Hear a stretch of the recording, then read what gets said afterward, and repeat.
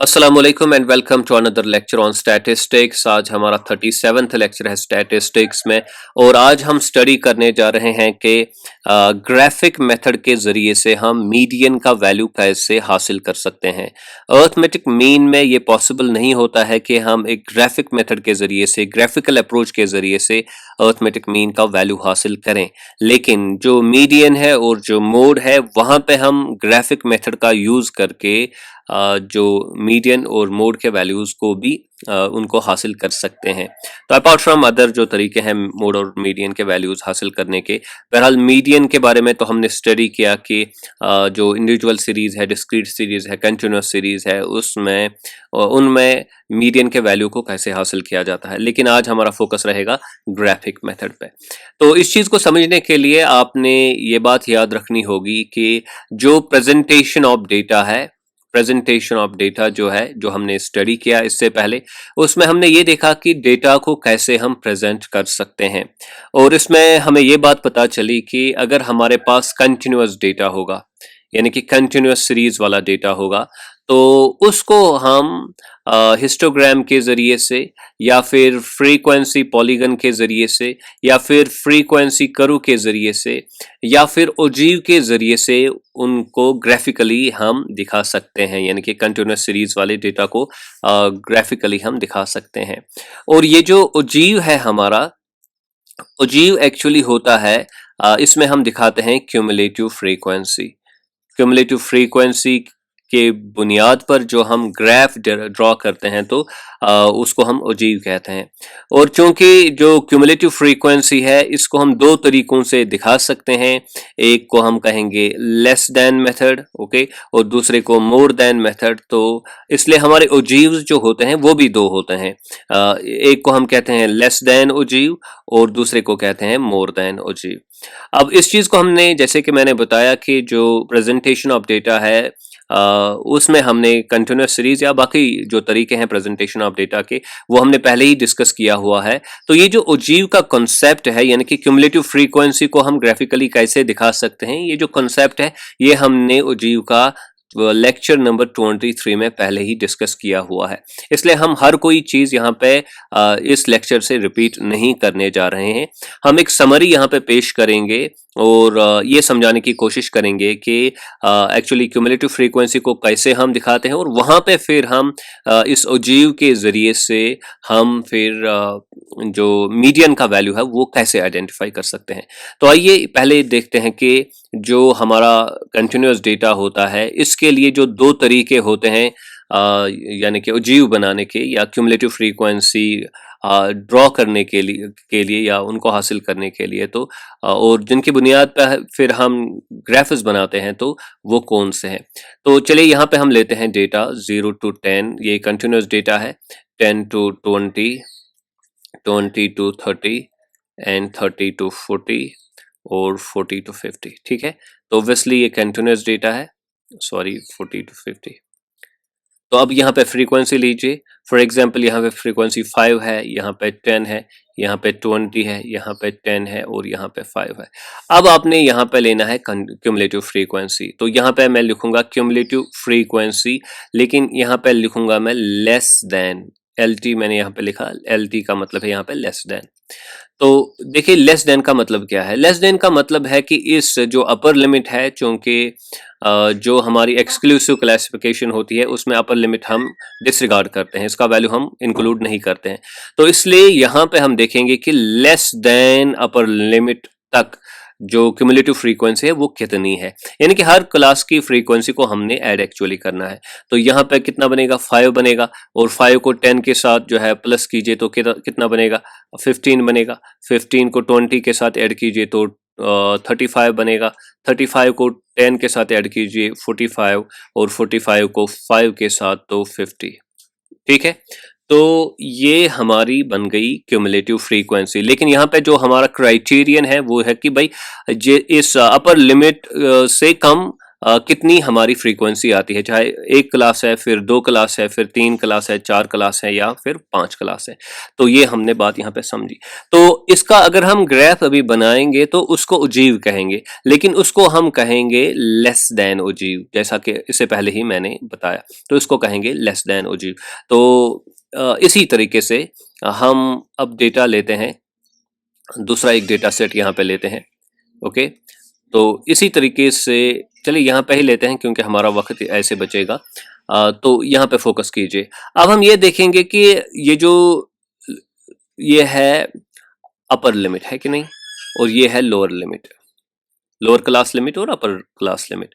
तो ये है लोअर लिमिट और ये है अपर लिमिट। अभी हमने अपर लिमिट को कंसिडर किया, अब हम लोअर लिमिट को कंसिडर करेंगे। अब इसका मतलब क्या है? इसका मतलब ये है कि इस 0 से ज्यादा फ्रीक्वेंसी कितनी है, फिर यहाँ पे आएंगे 10 से ज्यादा फ्रीक्वेंसी कितनी है, 20 से ज्यादा कितनी है, 30 से ज्यादा कितनी है, और फिर 40 से ज्यादा कितनी है। ओब्वियसली इसी तरीके से अब अगर आप देखेंगे यहाँ पे जो भी फ्रीक्वेंसी है वो तो 0 से ज्यादा है, क्योंकि हम यहाँ पे तस्वीर करेंगे कि ये जो 0 to 10 5 हमारी फ्रीक्वेंसी है, तो ये समझेंगे कि बेसिकली 0 to 10 का जो मिड पॉइंट है वो 5 है, और इन वैल्यूज की जो वैल्यू है इन फ्रीक्वेंसीज के लिए एक्स का वो 5 है, तो इसलिए 0 से ज्यादा ये बनता है।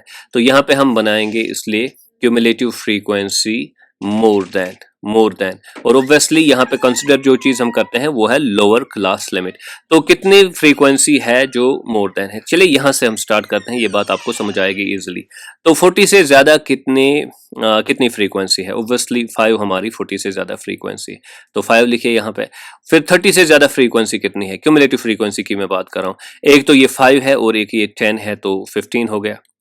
फिर 20 से ज्यादा कितनी फ्रीक्वेंसी है? तो इन 3 क्लासेस को ऐड कीजिए, तो वो हुआ 35। फिर जो है 10 से ज्यादा कितनी है, और 10 कीजिए ऐड, तो 45 बन गया। और फिर 0 से ज्यादा कितनी है, इस 5 को भी ऐड कीजिए, तो हमारा 50 यहाँ पे आता है। तो अब आप देख सकते हैं यहाँ पे तो इनवर्स ट्रेंड चल रही है। यहाँ पे आप देख सकते हैं ये इंक्रीज हो रहा है यहाँ से, और 50 लास्ट पे आ रहा है, और यहाँ से 50 से ही हम स्टार्ट कर रहे हैं और फिर डिक्रीज की तरफ हम चल रहे हैं। ओके, तो ये दो तरीके होते हैं क्यूमुलेटिव फ्रीक्वेंसी को ड्रॉ करने के लिए, और यहाँ पे भी हमारा एक ओजीव बनेगा, यानी कि जब हम ग्राफिकली इसको प्रेजेंट करेंगे, और यहाँ पे भी एक ओजीव बनेगा जब हम इसको ग्राफिकली प्रेजेंट करेंगे। और दोनों जो ये ओजीव्स हमारे बनेंगे, इसको कहेंगे लेस देन ओजीव, इसको मोर देन ओजीव कहेंगे। तो अब हम ये देखते हैं कि भाई फिर हम जो मीडियन का वैल्यू हम कैसे निकालते हैं। देखिए, आप जानते हैं कि जब हमारे पास कंटिन्यूअस डेटा होता है तो हम मीडियन को आइडेंटिफाई करने के लिए n/2 देखते हैं, यानी कि total number of observations divided by 2। ये जो यहाँ पे वैल्यू निकलेगा वही आइटम वो होगा जिसका वैल्यू हमारे लिए मीडियन है। फॉर एग्जांपल, हमारे पास जो टोटल फ्रीक्वेंसी है वो कितनी है? वो 50 है। यहाँ पे भी आप देख सकते हैं, यहाँ पे भी आप देख सकते हैं। तो आप करेंगे 50 डिवाइडेड बाई 2, तो वो कितना है? 25। तो 25th आइटम जो है वो हमारा क्या है? वो हमारा मीडियन है, और जो उसका वैल्यू होगा वही हमारे मीडियन का वैल्यू होगा। तो ये n/2 फॉर्मूला हम यूज करते हैं कंटिन्यूअस सीरीज के लिए, और यहाँ पे फिलहाल हमारे लिए वैल्यू निकलता है 25। अब हम देखते हैं कि जीव हम कैसे बनाते हैं, और इसके साथ साथ हम मीडियन का वैल्यू कैसे हासिल कर सकते हैं। तो चलिए यहाँ पे अब क्या करेंगे आप, ये है x के values 0 to 10, 10 to 20, 20 to 30, 30 to 40 और 40 to 50, राइट। और फ्रीक्वेंसी भी अगर आप देख सकते हैं तो वो भी 50 तक जाती है, 10, 20, 30, 40 और 50। ठीक, घर में आप अच्छे से इससे बना सकते हैं, इससे ज्यादा अच्छे से बना सकते हैं। तो यहाँ पे अभी हम बनाएंगे पहले लेस देन ओजी, वो ऊपर को जाता है। तो यहाँ पे फोकस कीजिए इन वैल्यूज पे, 5, 15, 35, 45 एंड 50। तो यहाँ पे है, अगर आप यहाँ पे देखेंगे फ्रीक्वेंसी हमारी 5 है, और फिर 20 पे 15 है, फिर 30 पे कितनी है? 35 है, और 40 पे 45 है, और फिर 50 पे कितनी है? 50 पे 50 है। तो इस तरीके से आप बना सकते हैं। तो ये हमारा ओजीव जो बनेगा वो इस तरीके का बनेगा। तो दिस इज आवर ओजीव, और इसको हम कहेंगे ओजीव लेकिन लेस देन, हाँ लेस देन ओजीव इसको कहेंगे हम। ओके, तो जैसा कि अभी हमने देखा, देखिए ये फ्रीक्वेंसी है, यहाँ पे ये फ्रीक्वेंसी है और ये एक्स के वैल्यूज हैं, ठीक है। तो फ्रीक्वेंसी जो 25th यूनिट हमारा है, 25th यूनिट हमारा है वो है मीडियन का यूनिट, है ना, यानी कि 25th वाले आइटम को आप आइडेंटिफाई कीजिए, फिर उसका वैल्यू देखिए तो वही मीडियन का वैल्यू हमारे लिए होगा। तो अब हमने यहाँ पे क्या करना है, देखिए ये 20th आइटम है यहाँ पे, ये वाला, और ये 30th आइटम है। बीच वाला जो आइटम होगा, बीच वाला जो आइटम होगा यहाँ पे वो 25th वाला आइटम होगा। और अगर आप यहाँ पे देखेंगे, ये ग्राफ थोड़ा सा ठीक तरीके से बनाना था हमने इसको, यस ऐसे बनेगा ये एक्चुअली। तो यहां से आपने क्या करना है, यहां से आपने एक परपेंडिकुलर डालना है और वो यहाँ पे आएगा, और फिर यहां से परपेंडिकुलर डालना है तो वो यहाँ पे आएगा। ओके, इस तरीके से, और फिर यहाँ सॉरी सॉरी सॉरी सॉरी यहाँ पे हमने परपेंडिकुलर डालना है, यहाँ, यस यस, तो इसलिए थोड़ा ये गलत हो गया यहाँ पे, ठीक है। तो ये 25 वाला आइटम है, इसको यहाँ पे आप लिखिए, इससे लिखेंगे क्योंकि ये थोड़ा जाहिर हो जाएगा। तो ये 25th आइटम है, ओके, और यहाँ पे ये इससे टकरा गया, और फिर यहाँ से परपेंडिकुलर डाला तो यहाँ पे ये टकरा गया।